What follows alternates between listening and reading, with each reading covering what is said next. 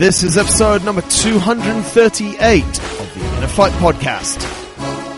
Welcome to another edition of the InnerFight-Podcast. My name is Mark Smith, founder of InnerFight.com, and I'm joined today by one of our new performance coaches, Ben Davies. Big thanks go out to our show sponsor, Kareem. Remember, download the Kareem app, sign up and register with a valid credit card, and use the promo code InnerFight for up to 100 dirhams off your first ride. And if you're coming to the gym, use the promo code INNER. If you're leaving the gym, use the promo code FIGHT for 10% off your ride with them. No matter where you are in the world, thanks for tuning in. Let's jump right in. Another very special guest that we have today on the show. Some of you might have seen him around the gym before. Actually, for the last year, coming in, doing different bits of coaching whilst finishing up another job he was doing. Ben Davies, welcome to the show, mate. Thank you. And welcome to InnerFight, now a full-time coach with us, mate. Yes. Before we jump deep into it, how does it feel to completely change jobs? A little bit nervous, a little bit, unsure about what's going to happen, but really excited. Really excited, mate. We'll speak about that a little bit more later. To get us started, give us a little bit of background, mate. I think I know where you're from by your funny accent, but let the people know where you're from and a little bit about where you grew up. So obviously I'm from Wales, from Swansea. Grew up there, born in the same house. Grew up in. Spent summers down the Gower, South Wales, a beautiful part of the country. Of the country or of the world? Of the world, yeah, of the world. So I mean, I had a great upbringing. Yeah. Played lots of sports. I have two younger brothers. Oh, so you're the oldest of three? I'm the oldest of three. Yeah. Right, so two younger brothers. What's the age difference? There's 1 year between myself and the middle brother, and then there's 6 years between wow. the youngest brother. So, but I imagine the first two of you were just outside playing sport. Oh, absolutely. All the time. The garden was always something. It was Wembley. Really? It was Cardiff Arms Park. It was Wimbledon. It was Lords, was there any everything. sport that you... I know you went on, and we're going to speak about that, to play one particular sport quite successfully. Was there any sport that, as a kid, you were particularly keen on or very good at from a young age? I did every sport you can name. Right. I every day I'd be swimming, cricket, golf, really, football, rugby. Every day there was something. How did that come around, though, mate? Was that an influence by your parents, or did you just not enjoy being in the classroom? Yeah. Basically, I love sport. Right. Any kind of sport, you name it. I want to be outside. I want to be playing something, doing something. Right. And obviously, I was very, very lucky with my mum and dad, very supportive. Yeah. And they would take me everywhere that I needed to go. Right. Make sure I had everything that I needed. Wow. Wow. So yeah, I was able to do pretty well in a lot of sports. Having a brother that close in age and you being the biggest, how was the competition factor from a young age? It must have really, very fierce. Really. Yeah. Give us a few examples of stuff that went on. Oh, we'd play tennis whenever Wimbledon was on. We'd be out in the garden playing tennis in the drive using the gates as the net. Really, and we'd play kind of for £1. Really? So then the winner would be double or quits. Then it would be double, and it would always end up quits. No one would ever give any money. A few fights? A couple of fights. couple of fights. But that was what's your first memory of playing sport, mate? Like at a very young age, you say when Wimbledon was on when you were kids, but what's the first sort of memory you have? How old were you? 4 years, 5 years old? I always remember playing. The football team that I played for was only under 8s. Right. It was the first age group. Right. And I remember playing with them when I was 5. Right. Wow. Obviously, I was very, very small. Yeah. But I was just so keen. Really? Just so keen to play. Just wanted to play. I think my first memory is scoring my first goal. I kind of vaguely remember things about it. Yeah. Scoring my first ever goal. Yeah. Wow, that must have been quite interesting. So you were educated in Wales. You just went to a normal school. Tell us a little bit about school life there. Were you good in the classroom? Were you not good in the classroom? Yeah, I was head boy. Were you? Yeah, in school I was So head you're boy. a proper goody two-shoes. To be fair, I was just scared of my dad. Oh, really? If I ever had a bad report, it would always be... Really? Yeah, it was so never... that was the motivation, was it? It was a good motivation. But at the same time, was he supportive and sort of give you praise Of course, when you were yeah. successful? Absolutely, yeah. So it was kind of a flip side. Yeah. But you were a goody two-shoes at school, so you're head boy of the school. Head boy of the school. Academically? Yeah, okay. I probably didn't work as hard as I should have. Right. In terms of work, but because the sport was such a big part of my life, I genuinely thought I was going to go on to play sport. When at what age, mate? Because I think a lot of kids see that in, like, I remember when I was at school, I was like, yeah, I'm going to be a sportsman. I'm not going to be one of these academics. What age did you sort of start to, I guess, convince yourself or think that sport was going to be something that you made your life from? I always knew. Really? I always knew. Whatever I did, it would have to involve sport. Right. From when I was kind of 12 and realised that I was doing okay with football. Yeah. I thought that was going to be my future. Right. Until the age of 19 or 20. Yeah. Until it kind of crashed down. Let's talk about the football, because that's obviously where you became very successful. You started at a young age, but you said at 12 years old, football was it. So yeah. Tell us a little bit about your football career, mate, because I think it's really interesting, and I think a lot of people probably don't know. Yeah, so and up until I was 12, I always played a year above myself. Yeah. It just because of when I started, and I grew up with the boys, and I found a particular team that I enjoyed, right. And I always played a year above. So when I was 12 and I had to go down into my own age group, yeah, I found it quite not easy, but yeah. Obviously it was I was challenging, one of the better players around, right. And yeah, I just always thought that was going to be my future. Right. I worked really hard. Every night I would be training for some particular squad or a representative squad in South Wales. Right. How does it work? So you played for a club side, yeah. And then you transitioned to an area of Wales, yeah. And then obviously you went on to represent Wales as yeah. well. So how did that whole system sort of come through? So you kind of play for your club side, and then you go.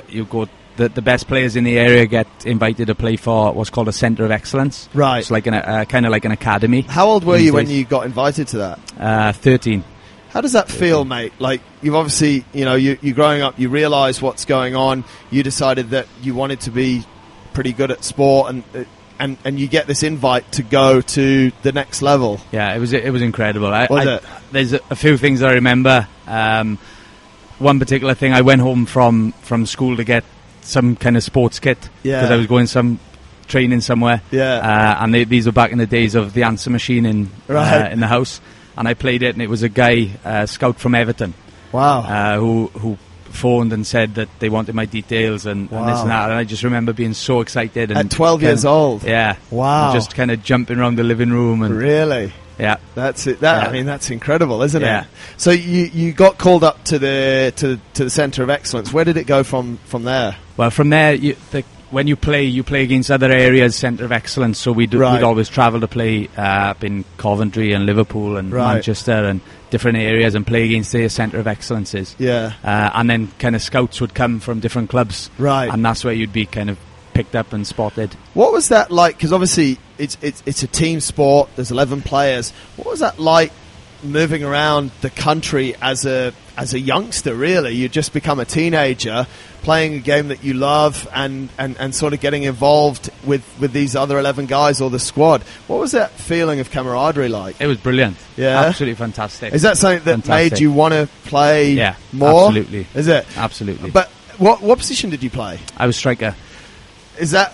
I mean, because you were relying on those guys to get the ball up to you, and so how did it develop, mate? Were there challenges within that team environment? At the Centre of Excellence, not too much. Right. Again, because I was very, very confident. I was kind of, without sounding, I was one of the better players. Right. So I was able to be confident and be kind of a leader in the group, I guess. Right.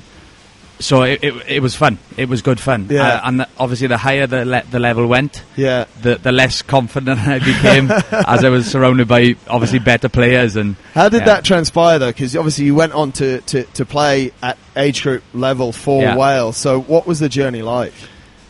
It was fun. It was always exciting. I mean, getting different phone calls from people and being invited to different places. Yeah. And again, I remember having a letter and back in the day of letters before emails, saying that I was selected to go to Estonia with the Welsh squad under 17 or 18, I think it was. Wow.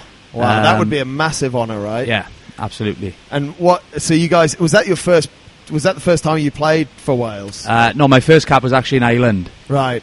We played against... How old were you? 15. Wow. Yeah. Wow. How did that mix, though, with your education? Because a lot of footballers that we see these days don't seem like they have an education because, I mean, in the nicest possible way, because they're so focused on football from an early age, and in the end they don't really need it, and then we see them washed up a number of years later. So how did the football detract from what you were doing at school? Well, again, I was very lucky. My parents were very, very supportive in everything that I did, but at the same time they made sure that everything was done in terms of schoolwork. Really? They never let me get behind. They'd be on my back about obviously keeping up with schoolwork, and they wouldn't let me play football otherwise. Really? So it was school first and then the football. Yeah. Talk to us, mate. The first cap was in Ireland. People reach pinnacles of sport all the way at a very early age. You started to represent your country. What was the feeling like when you did that? When you first represented Wales? I know it's a third world country and all that, but what did it feel like, mate? I mean, it must have been such a great moment. It was. I remember singing the anthem. Really? And just kind of the goosebumps, and it was incredible. We played a Friday evening game against Republic of Ireland in a big stadium, and I don't know how many people were there watching, but it felt like 100,000. Really? It was just incredible. The goosebumps. It was fantastic. Did you guys win? We drew 1-1. Wow. Yeah. That's a fair result. I didn't score, but you didn't score? No, I didn't score. No, your mistake.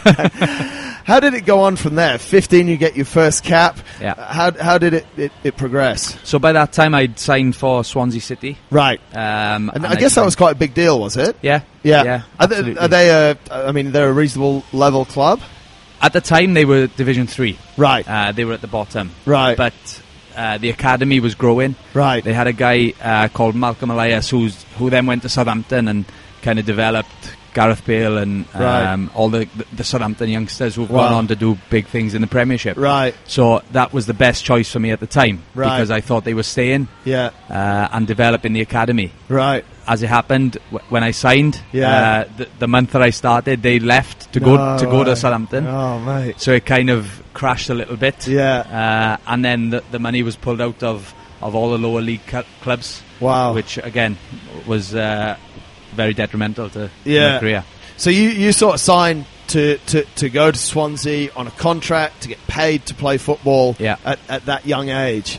And then it was all... I mean, essentially, it all gets pulled away from you. Yeah.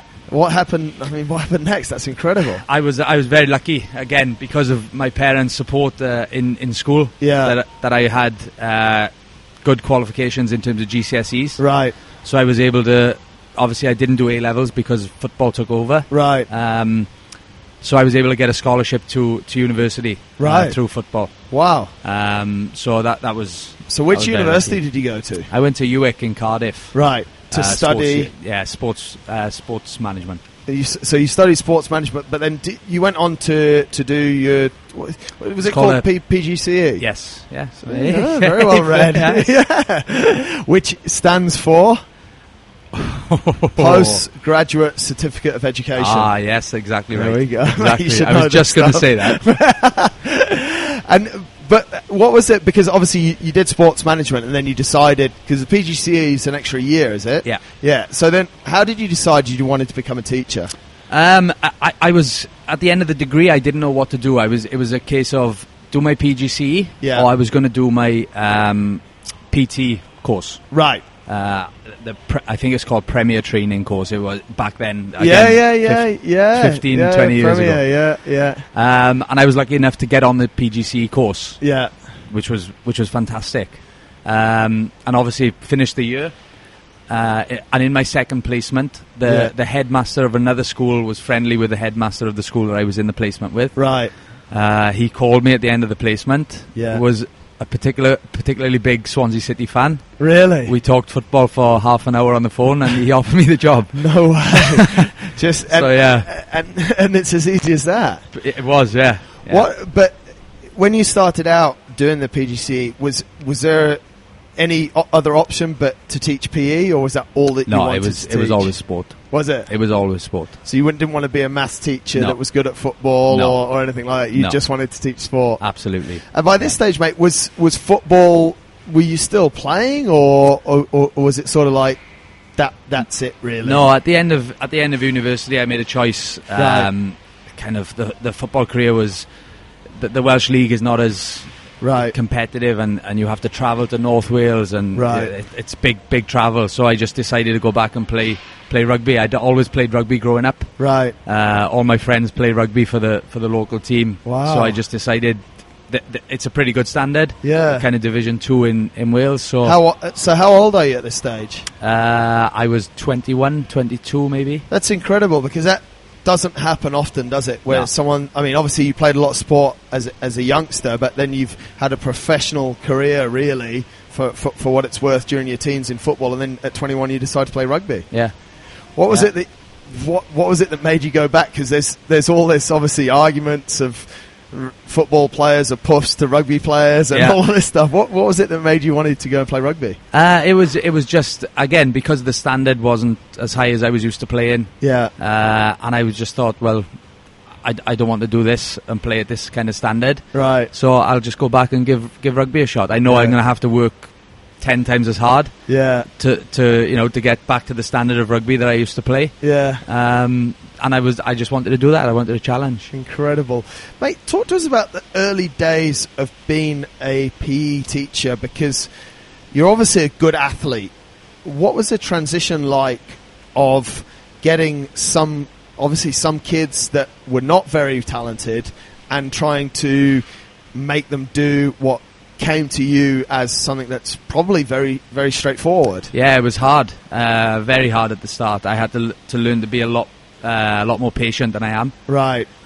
So obviously it's over the past 10 years, then my patience has kind of got a lot better. Yeah. But at the start it was difficult. There were lots of challenges. Yeah. But I think that's the idea of the PGC, is to kind of to enable you to learn that even though you love sport, not everybody does.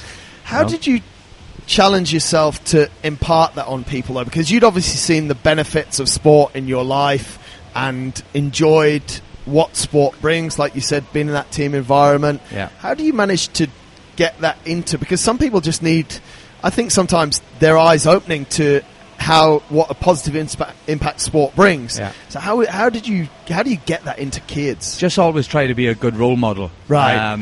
I mean, kind of going in there, being somebody who trains quite often to 11 to 15-year-old boys who want to go to the gym and they want to have muscles, and it's kind of a good start. Yeah. But yeah, just try to be a good role model and try to be enthusiastic about sport and say, look, it doesn't matter how good you are, just enjoy it. Just do something. Just enjoy doing what you're doing. Speaking of role models, when you were young, who did you look up to in the early years, and did it change as you became a teenager and sort of moved through? People like Kenny Dalglish and Ian Rush were my at heroes. Liverpool, Liverpool. Yeah. I'm not sure how many people that listen will even know. No, they won't remember. Yeah, that's amazing. But those, because why? They just encompassed everything that you... Yeah, I guess so. My favourite footballer was Mark Hughes, who played for Man United. Yeah, and Wales. Just because he played the way that I used to play. Right. He wasn't a fancy player. He didn't score hundreds of goals, but he just worked his socks off for the team. Right. And he did all the things that would enable other people to score the goals and get a bit of glory. Did it change when, obviously, those guys, as you became, as you sort of got to university and stuff, those guys stopped playing? Yeah. Who do you look to now? Sort of what Do you look to people in football? Are there any specific role models you've got? Leaders. I love people who are leaders. Yeah. Sir Alex Ferguson, obviously. Yeah. Just people who are good leaders. Roy Keane, Steven Gerrard, people like this. I've read their books, their autobiographies, and they're just fantastic and inspiring. Have most of your role models or people that you sort of respect come from football? Yeah, just because it was such a big part of my life. Yeah, it was literally every day, morning, evening, every day, constant for 10, 12 years, non-stop. Let's go back to the teaching, mate. What age did you start? What age kids did you start with? Secondary school, so 11 to 18. What's the biggest challenges in that age category as a teacher? As a teacher, getting people to understand that education is so important. Right. They just think they're going to get through life kind of as they're going. Yeah. And they don't realise that you need these A-levels, you need GCSEs, you need to have a degree to get good jobs. How do you get that over when you're the one teaching them PE, though? Well, you can just do your best in terms of PE. Yeah. PE is something that a lot of the people who are not academic, that's what they choose to do for their GCSEs. Right. So you just have to kind of make sure that they get at least one GCSE in that subject. PE and general studies. I mean, it's 40% theory work. Right. A lot of obviously when they're 14, 15 and they're picking their subjects, they see PE and think, I'll do PE and kick the football around for 2 years, but that's not what it is. Yeah. There's a lot of theory work. The theory. I did PE at GCSE. I used to hate the theory side. Yeah, they do. Everybody does. Really? Yeah. You would have been a pain in school. Oh, mate, I was the worst. I honestly, and I say this now, and I figured it out a few years ago. I didn't have any interest in being in school. Yeah. I didn't want to learn. I wasn't interested. I wanted to learn 2 or 3 things. I wanted to learn maths, I wanted to learn business studies and economics, and I wanted to do sport, and that's it. The rest of the time I spent in the classroom just trying to be disruptive. Yeah. Like, it was my goal. Yeah. I'd be a teacher's nightmare. I think even now a lot when I think sometimes when I go and I get coached, I'm probably one of the most annoying people. I want to learn, but I only want to learn what I want to learn, which is very close-minded. But that's what I was like in school. And I think it's you sort of had it worked out that you wanted to play sport, and I'd had it worked out that I wanted to do sport. I also liked business, and I was good in maths, so that's kind of what it was about. It's I wasn't good. You said something about Mark Hughes. The reason why you sort of respected him as a role model is because he worked hard. Yeah. Talk to us a little bit about that hard work equation, mate, and sort of what we're seeing now, because I personally think we're seeing a lot of people that think things are going to happen for them. Yeah. Behind your football career was you've made very light of it, but I imagine there was just hours and hours of hard work that went in. Talk to us a little bit about hard work and sort of, I mean, that's obviously one of your strengths now as well. Yeah.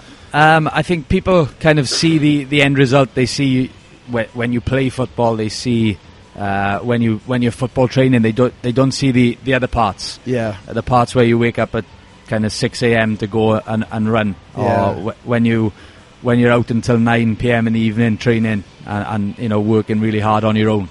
Yeah. They don't see that part, and I think it's very, very important. Well, it is. It's the most important thing that you can do. When you moved to Dubai, which was 7 years ago? 2010.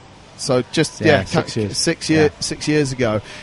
You moved from the comfort of your own home, from Wales out to. Why did you move here? I was in a job. I'd been in a secondary job for 4 years, right, in a comprehensive school, and the teachers that were there that were around me in the staff room, they'd been there for 25, 30 years in the same school, and there was one particular parents' evening, and the teachers would say, "Oh, I taught so and so's dad, and I taught this one's dad," and there was one particular teacher who said, "Oh, I taught their granddad." Oh dear. And I just thought, you know what, it's just not for me. Right. I need something different. I don't want to be sat here in 30 years wondering what could have happened. Yeah. So that was what prompted me to. And why did you choose Dubai? I had a friend of mine who knew a guy who works at DC called Andy Jones. Right. Obviously from Wales. Yeah. We all know each other. I used to play rugby with Andy Jones. Yeah. Good guy. Right. Really good guy. And he invited me over for a few days just to kind of have a look around. Right. So I came, looked around, and I actually took a job in 2008. Right. But luckily I came out and seen where they were going to put me to live, and it was not very good. So I ended up turning that one down. Right. But I love Dubai from being here that time that I stayed with Andy Jones. I absolutely love Dubai. Yeah. So I knew it was kind of going to be coming. Right. And then 2010. 2010. Single boy. I just thought, you know what? No, it's now or never. Yeah. And you got to get up and go and do it. I mean, mate, that's something that a lot of people do, and also a lot of people don't do as well. Yeah. I guess. Speaking a little bit specifically about obviously what we do here, what you're going to be doing here. I mean, you started coaching with us as on a part-time basis about a year ago, mate. That was when you were immersed in more adults probably than you've ever coached before in that time. Yeah. Talk to us about the crossover of kids to adults. What are the differences? What are the challenges? How does it all stack up? I found it easier, to be honest. Did you? I mean, every adult who's in the classes has chose to come. Right. They've chosen to be here. They've chosen to walk in through the door. They've chosen to come and train. Yeah. Whereas in school, maybe kind of 30% want to be doing PE or want to be doing that particular sport that we're doing. Right. For example, if we're doing netball in school, then the boys don't want to be taking part. Right. If you're doing football, most of the girls, unfortunately, don't want to be taking part. Right. Although they are getting more into it. Yeah. But I mean, everyone, all the adults who come into the classes here have chosen to be here. Right. And that's the hardest part of teaching. Really? Is kind of encouraging people to take full part of the lesson or of the class. So you've gone from only 30% being focused on what you're saying to everyone sort of ready to listen. Well, 98%. 98. Mohammed Qasim doesn't never count. listen. Talk to us, mate, about, because what we generally see a lot in people in later life when they're sort of maybe 35 or 40 is that everything that you taught them in school, they've forgotten because they've stopped PE, and a lot of people for right or for wrong, and to me it's very sad, stop any form of physical exercise when they leave school or leave university, and they wake up 15 to 20 years later and realise that they really need to sort themselves out. Yeah. So what we obviously see is a similar scenario to when kids are unable to move in a way that you want them to. What about in adults? What do you see the same in adults, and how do you overcome it? I mean, in school, and this is one of the reasons why I've kind of decided to change careers, is because it's very frustrating. We have to teach to the same specifications of, for example, a maths lesson. Right. And they have to be critiqued in the same way. Wow. So, for example, an outstanding PE lesson would involve evaluation, pair discussions, group discussions. Oh, my God. And they're actually active for maybe 25% of the time. Right. Where, in my opinion, they should just be active. For the whole time. Not every kid needs to learn how to serve in a volleyball. The correct dynamics for a serve in volleyball or for a smash in volleyball. Yeah. They're never going to use it in their lives. Right. So in my opinion, they should be concentrating on moving. Yeah. But the school system is going against that, and it's going kind of more towards having numeracy and literacy in all lessons, including PE. Wow. Which is quite frustrating.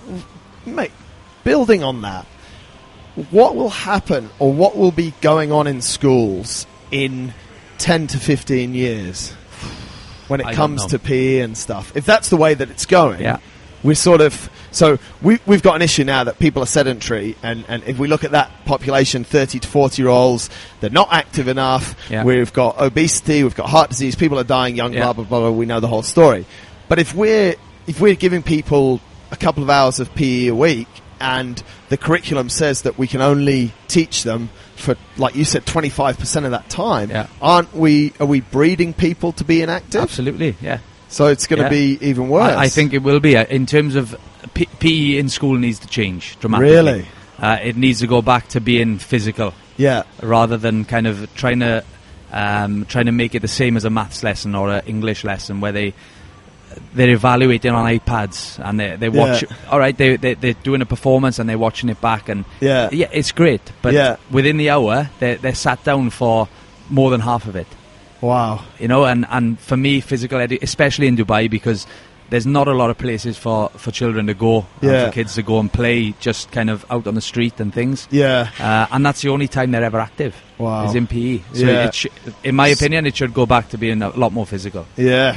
I agree with you. That's frightening. I never knew that it had got to that. That's a big problem. Yeah. Talking back to teaching and now that you're teaching strength and conditioning, CrossFit, what are the things that you can bring from teaching? Okay, you've got an audience that actually wants to listen to you. That's a massive bonus. What are the other things that, you've taught for 10 years. You must have every trick and technique in the book to get people motivated and to move and to do stuff. What are some of the things that you find yourself able to use with adults that's just super effective? I don't know. I think I just do it naturally. As you said, I've been doing it for 10 years. Yeah. I find that obviously it's a lot easier. The people are motivated anyway. So that the biggest issue that I've always had in teaching, I don't have to think about. Right. So I can just enjoy, and I love coaching. I love the members. Yeah. I think they're all great. So it's just good fun, and I can have a little bit of fun with the members while kind of teaching them. I think I know how people like to learn and how people learn in different ways, which also helps a lot. How do people? How would you categorize how people learn and how they like to learn? I mean, people learn in different ways. Yeah, like boys, for example, learn a lot different to girls. Girls are far more intuitive. They're far more kind of questioning and asking why we're doing this and is there a reason why we're doing that. Whereas guys just kind of they like to just do. Right. Whereas girls actually think about what they're doing.